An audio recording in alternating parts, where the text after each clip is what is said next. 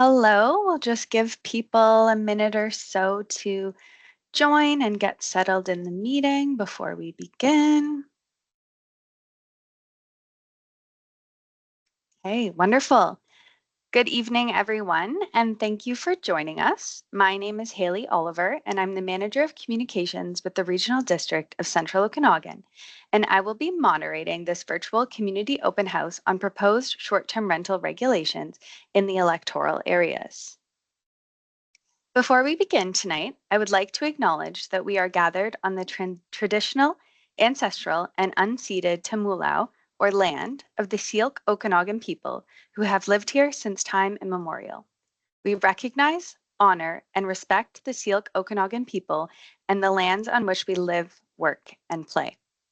So I just want to let everyone know that this session is being recorded and it will be posted on our online engagement platform, yoursay.rdco.com, following the meeting. So this way you can refer back to the presentation. And for those of you that were unable to make it, or if you have friends or neighbors that weren't able to make it, they can view the recording there.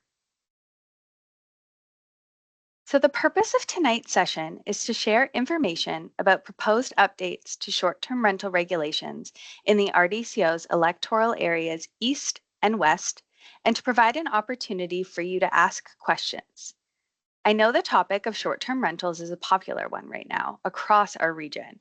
And so I want to be clear before we begin that the proposed policy changes that we will be discussing in tonight's virtual engagement session apply only to RDCO's electoral areas east and west. So that's communities like Joe Rich, Ellison, Northwest Side, Wilson's Landing, etc. So I want to be clear that this approach does not apply to surrounding municipalities, including the City of Kelowna, City of West Kelowna, District of Peachland, District of Lake Country, or West Bank First Nation.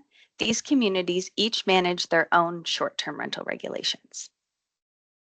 So here is how tonight will unfold. We will begin with a brief presentation of approximately 10 minutes from our planning team.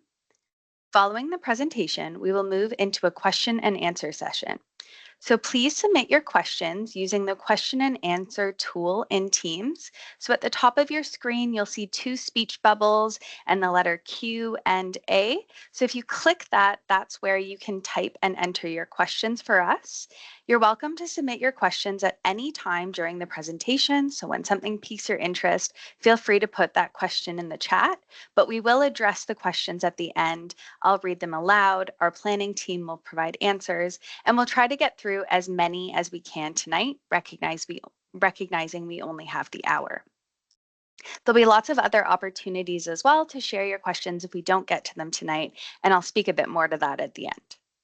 So I also want to note that our online survey for this project is now live at rdco.com/str. Tonight's session is intended to share information and answer your questions, but that survey is where formal feedback on the proposed regulations is going to be collected. So make sure you complete that survey. So to get us started, I am pleased to introduce our presenters this evening.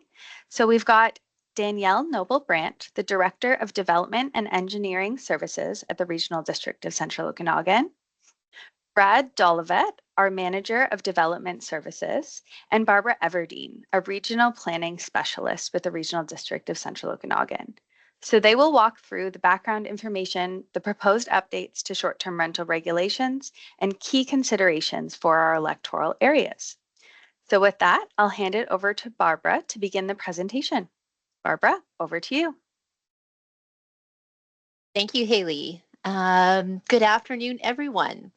I want to start by just putting out there, why is the RDCO undertaking this project right now? And give you some background information.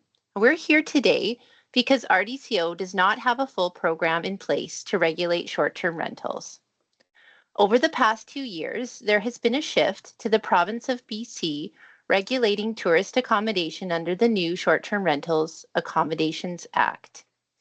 The Act was an initiative of the BC Homes for People Plan.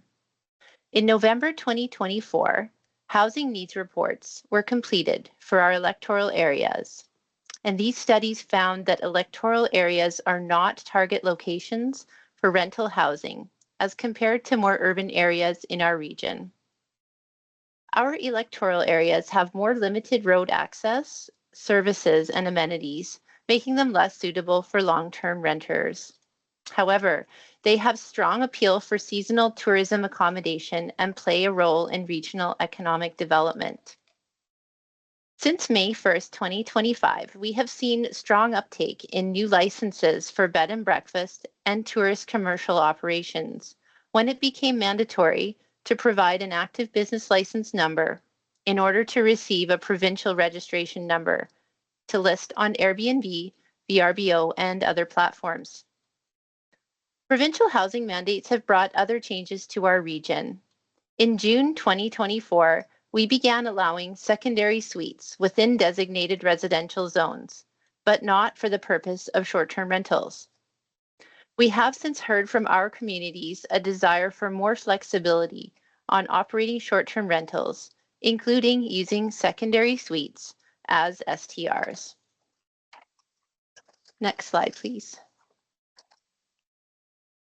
Short-term rentals play an important role in our rural communities by supporting tourism, generating income for property owners, and contributing to local businesses.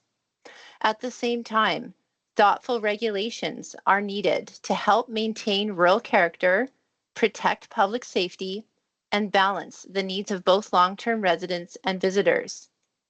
These updates aim to create a clearer and more consistent regulatory framework that aligns with provincial legislation while reflecting the unique rural context and priorities of electoral areas east and west. Community input will inform the proposed approach prior to bylaw amendments being drafted for regional board consideration. And after this presentation, we look forward to hearing your comments and answering any questions you may have. Next slide, please. As shown here, we are seeking an approach to regulation that is context-driven and that balances several important objectives, from safety and quality of life to sustainable tourism and rural prosperity. Next slide, please.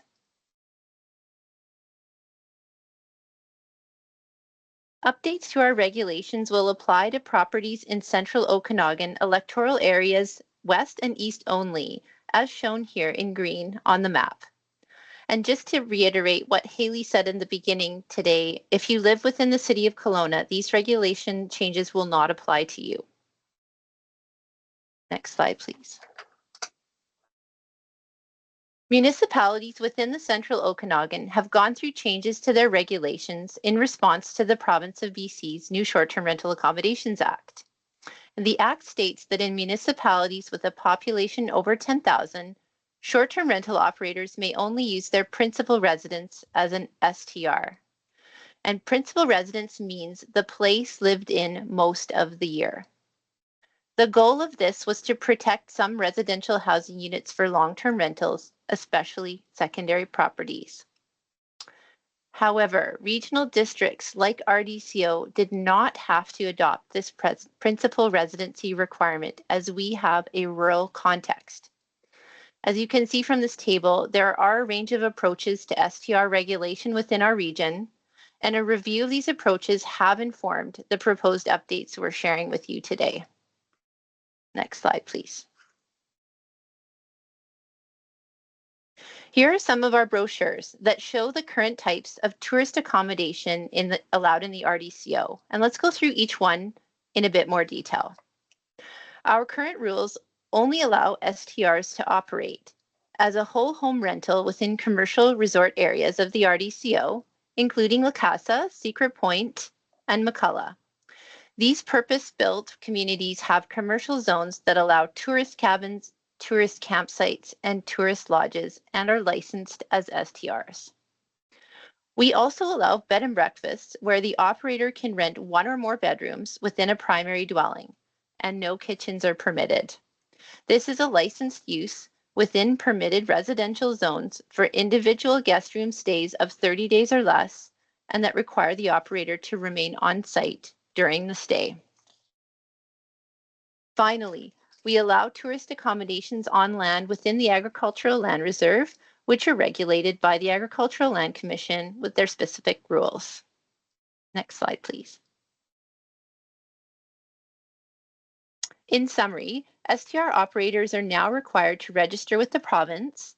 Provincial registration requires an active business license number, and RDCO licenses commercial resort vacation rentals and residential bed and breakfast accommodation. And there is a maximum of one STR that may be licensed per property. Next slide, please. It's now time for us to share our proposed updates. These proposed changes have been designed primarily to update the current rules for bed and breakfasts in residential zones. That said, relevant changes will also apply to existing tourism accommodation in commercial resort areas. Our proposal seeks tourist cabins and lodges and secondary suites are already permitted. They have been developed based on provincial legislation and a best practice review, and we will now go through each one of these changes in more detail. And just a reminder, you're welcome to submit your questions in the Q&A panel, and we'll respond to them at the end of the presentation. Next slide, please. Our current rule is that operators may only rent out guest rooms in residential bed and breakfasts with no kitchen facilities allowed. And a bed and breakfast is not permitted if a secondary suite exists. However, in the case of a commercial resort, operators may rent out the entire property. We propose, where permitted by zoning, that STRs be allowed in both the principal and secondary residences, in either principal or secondary residences, in either the primary dwelling unit or in a secondary suite with a maximum of one STR per property. Operators would be able to rent out an entire property for short-term stays. A bed and breakfast would be permitted if a secondary suite exists, or the secondary suite could be used as the STR, so long as there is a maximum of one STR unit per property. An important point I'd like to highlight is that staff are not recommending that STRs be allowed in accessory homes, also known as carriage houses, at this time, as these are currently limited to agricultural caretakers or the owner's own family members. However, we are open to feedback on this. Our rationale for this update is to provide greater flexibility for STR operators and keep accessory homes for agricultural workers or caretakers. Next slide, please. In terms of our residency requirement, the current rules are that operators must remain on site for residential bed and breakfasts. However, operators are not required to remain on site in our commercial resort areas. We are proposing to remove the principal residence requirement for short-term rentals. In other words, an eligible dwelling unit could be rented as an STR year-round with no requirement for the operator to live there at any point during the year or be present during guest stays. The operator or their designated representative must respond within 2 hours if there are any complaints. And our rationale for this update is to provide greater flexibility for short-term rental operators while maintaining neighborhood safety and livability. Next slide, please. In regards to the length of stay, our current rule is that vacation rentals must be less than 1 month in duration. We are proposing to allow a maximum stay of 90 days in keeping with the province of BC's new definition of short-term rental. This definition has also been adopted by the City of Kelowna. Our rationale is that sharing a common definition supports a harmonized regional approach and ease of administration and enforcement. Next slide, please. Currently, life and safety standards are required through the building permitting and business licensing process. We are proposing to add an additional requirement that STRs must be located within an existing fire protection area, as indicated in green on this map. As you can see, there are some parcels outside of fire protection indicated in red, but these are primarily large lots and mostly without structures. The majority of residential properties within RDCO electoral areas are within fire protection areas. We also propose that STRs must demonstrate access suitable for emergency vehicles and have adequate servicing in terms of water, sanitary, or septic in place. And our rationale is to ensure the safety of visitors to our region. Next slide, please. In terms of parking, currently bed and breakfast must provide one off-street parking space per guest room, in addition to parking required for the primary dwelling unit. We are proposing to change this to a minimum of one off-street parking space per STR unit, in addition to any required parking for the primary dwelling. Our rationale for reducing the parking requirement is to provide greater flexibility for short-term rental operators, especially those with smaller lots, while maintaining livability and availability of street parking for residents. Next slide, please.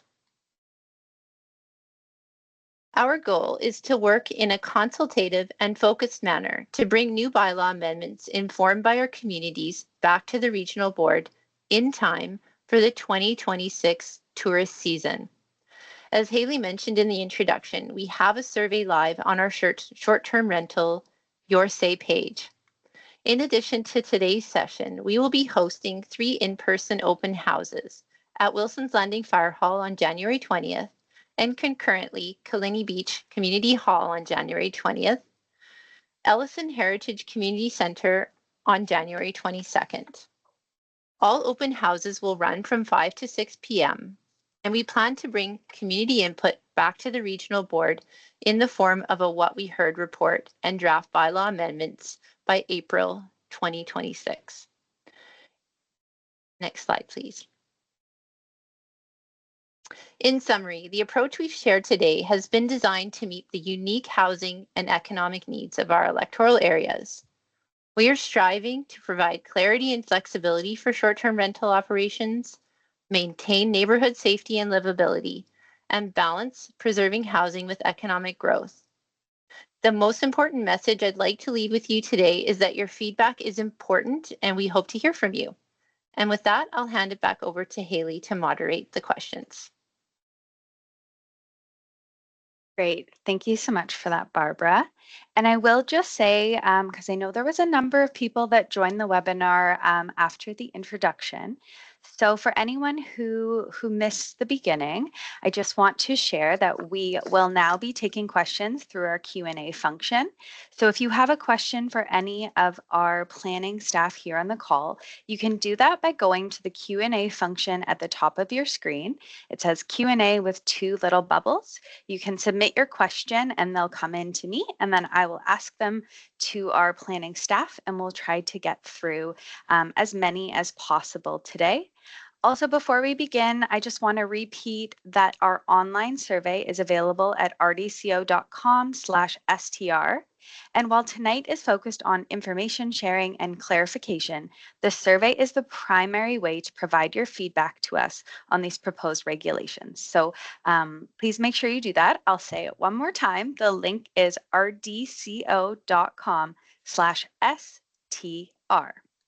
Okay, and we will get into some questions here. So the first question I have here for Barbara is, will the RDCO allow STR as a permitted land use for all land use zones, for example, R1 in Fintry, P1 Ewings Landing? Thank you, Haley. So basically, I'd like to reiterate that our plan for allowing STRs is based on where residential bed and breakfasts are already permitted, and that is in most residential zones. Everything is available in our zoning bylaws and the Joe Rich Land Use bylaw in terms of which zones allow for bed and breakfasts. And we're also considering secondary suites where they are permitted as eligible for STRs. Great, thank you. So another question for you, Barbara. So you mentioned 3 communities that currently allow STRs, Secret Point, La Casa, and what was the third one? They seem to have missed that third one. Oh, McCullough. McCullough. Okay, perfect. Thank you so much. And Brad, I believe this question's for you. So if the ability to have an STR proceeds, will a strata community be able to exempt and disallow an STR if all strata members agree? Thank you, Haley, for the question. That is a good question. The strata bylaws regulations are separate from the RDCO's zoning bylaw regulations. Definitely a strata community could put in a bylaw regulation, a strata bylaw under the Strata Property Act, that they have a requirement that STRs wouldn't be allowed. And that would be a separate restriction from the RDCO's restriction. It wouldn't be something that we would be regulating ourselves. The only exception to that would be if it was a designated hotel from the province, then it would fall under an exemption from the province. And there are some exceptions for strata hotels to be exempt from the licensing and registry requirements of a short-term rental. So hopefully that answers the question. Wonderful. Thanks, Brad. And so Barbara, we'll come back to you. With the new 90-day rule, no longer less than 1 month stay for STR, will that apply to communities like La Casa that are zoned C5? We are looking at harmonizing our requirements for both B&B and STRs so that both categories would have 90 days.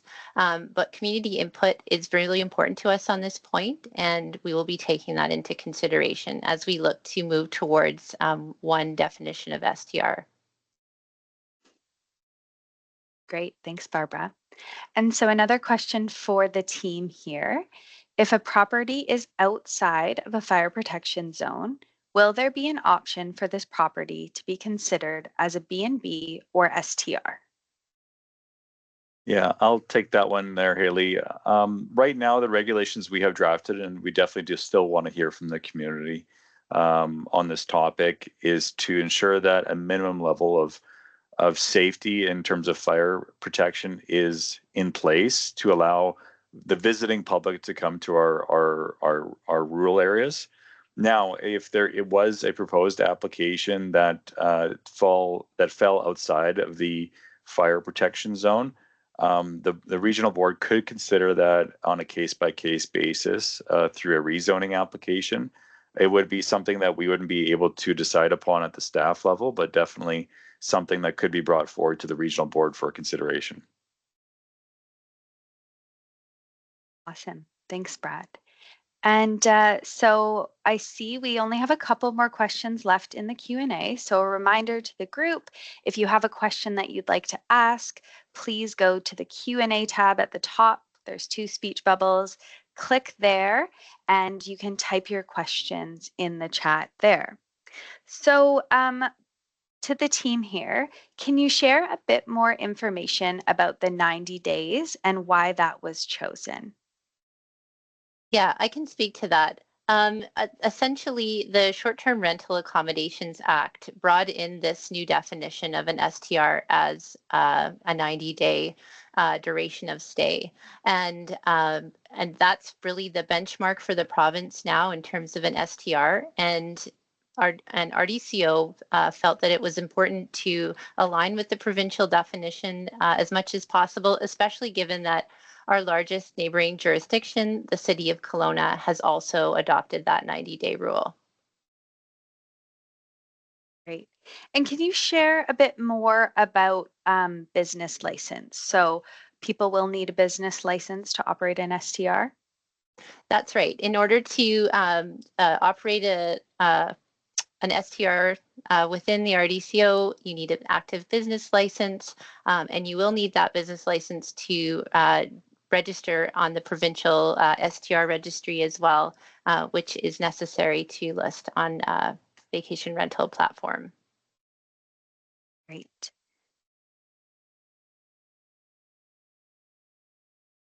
And I see we have a question here about the provincial principal residency requirement. So can you talk a bit about that? The question here is, why are we opting out of the principal residency requirement? Thank you, Haley. We're not opting out because we were never opted in, if that makes sense. So just to kind of put it in a different way, regional districts were never required to have the principal residency requirement. And that's because regional districts are often rural in character, and they have different housing scenarios, as we have shared about our housing needs report. Like many other RDs, we are not a target location for rental housing, and we were not required to opt into or to have a principal residency requirement. Great. That's great clarification there, Barbara. And so I have a question here from what I assume to be a La Casa resident. So they're asking, so there are no proposed changes to La Casa STR requirement / policy. Sorry, can you repeat that? Is that like a comment or a question? Like just a yes, they're no? asking for clarification. Essentially, are there going to be changes to La Casa STR requirements or policy? I see. Thank you. It's possible that there will be. Our goal is to move towards a harmonized definition of STRs for our electoral areas, so that we have an STR program that is aligned across these two different categories of residential B&B and tourist commercial resort or tourist accommodation types. But we'll be looking it into more detail as we draft the bylaw amendments, and as we hear from the community, we will be giving careful consideration to the underlying zoning and any special considerations. So they will likely be some changes. The 90 days is one of the ones we talked about today as we seek to kind of move towards a common definition of STR. Great. And so I have a question here about reporting. And the question is the RDCO going to ask us, I'm assuming that means short-term rental operators, to report like the provincial STR requirements? I'm not sorry. I'm gonna pause with that one, and I'm not entirely sure what that means. Brad, do you have a sense of where that question is? I think they mean the annual reporting on their operation to the province, which is a requirement now in order for them to register. No, not necessarily. We will have a renewal process with our business license renewals that will be coming forward every year. The one thing that we will be requiring to be confirmed on an annual basis would be a fire safety plan attestation to ensure that the requirements, the minimum safety requirements for fire and life safety, are being maintained. Because we all know that some things change over time, so we want to confirm that the fire and life safety plan is still in place at what was approved for originally. Great, thanks, Brad. And the attendee did clarify they meant the monthly reporting to the province. So perfect. And to the attendee, if there's any other clarification you're seeking on that, feel free to add something else to the Q&A and we can continue to chat about that. So I have another question here. What is the process to add a permitted land use to a land use that has dwelling units but does not have bed and breakfast use? Maybe I can jump into that one. Sure. That's a great question. If a current zoned property does not have bed and breakfast within its zone, it most likely would also not be something that we'd be looking for short-term rental. For example, as agriculture, right now we don't allow bed and breakfasts in our A1 zones, in other select zones of our zoning bylaw.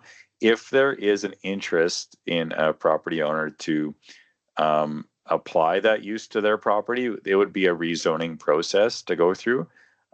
We would look at the property and the application and determine, is there another zone that would be more appropriate to the property given the context of the application and the current property, or we could consider as well a site-specific amendment for that specific property as well, and then that would be again a regional board decision and not one of staff.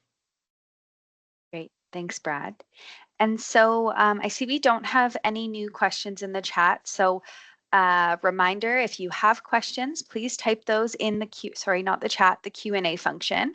And we'll give a little bit of time for people if they have more questions to type those in. And in the meantime, I'd love to ask the planning team to tell us a little bit more about how the proposed regulations were set out and maybe talk a little bit about the rural context that was considered in designing these regulations.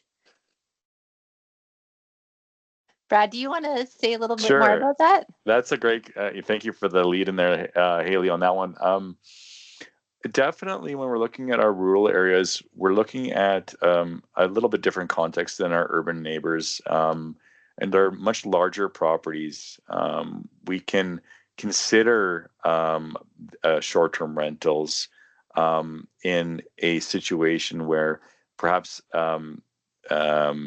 it wouldn't have as much of an impact as it would in an urban setting and with a smaller lot type setting. That's part of the rationale for additional flexibility.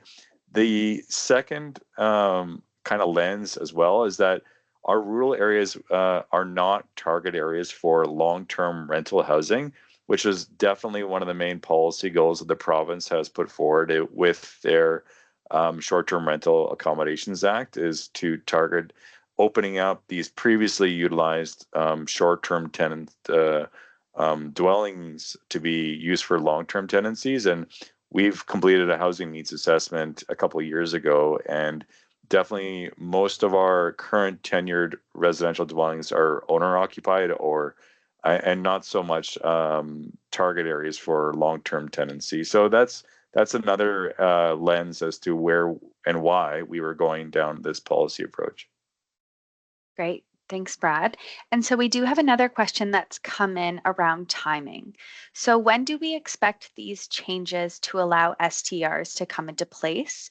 I know you mentioned briefly that that we'd be coming back to the board in the spring. If you could just talk a bit more about next steps and timing. Sure, I'd be happy to do that. So we will be continuing the community engagement over the next month. Our survey closes on February 2nd. So again, plugging that survey.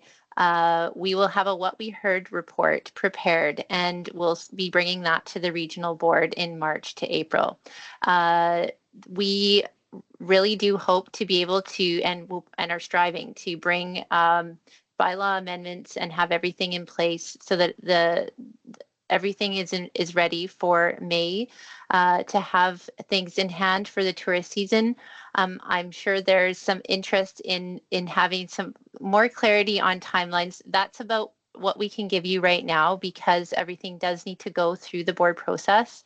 I wanted to just say to those of you in the audience who may be interested in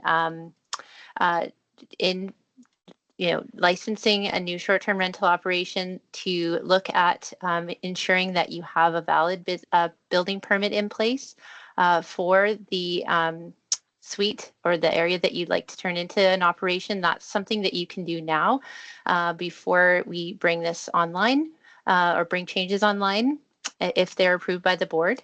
So do take a look at making sure that you have all your building permitting in place.